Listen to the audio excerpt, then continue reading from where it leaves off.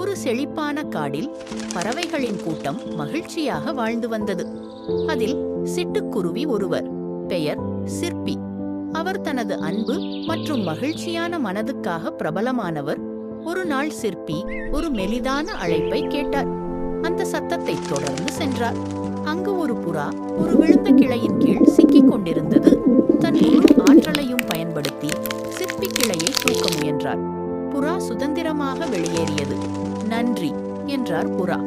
அதன்படியே ஒரு சில நாட்களுக்கு பிறகு ஒரு கடுமையான புயல் காடு முழுவதையும் தாக்கியது. சிற்பியின் கூடு முழுமையாக அழிந்துவிட்டது. அவள் தவிப்பாக இருக்கிறார், சிற்பி தனியாக இருக்கிறார் என்று நினைத்தபோது அவள் உதவிய புறா தனது கூட்டத்துடன் திரும்பி வந்தது. ஒருங்கிணைந்து அவர்கள் சிற்பிக்கு ஒரு புதிய பலமான கூடு கட்டினர். அந்த நாளில் இருந்து காடில் உள்ள பறவைகள் எல்லோரும் ஒருவருக்கு ஒருவர் உதவத் தொடங்கினர். அன்பும் ஒற்றுமையும் நிறைந்த சமூகமாக அவர்கள் வளர்ந்தனர். முடிவு: அன்புடன் பிறரை உதவுவது எதிர்பாராத முறையில் நமக்கு திரும்ப வரும்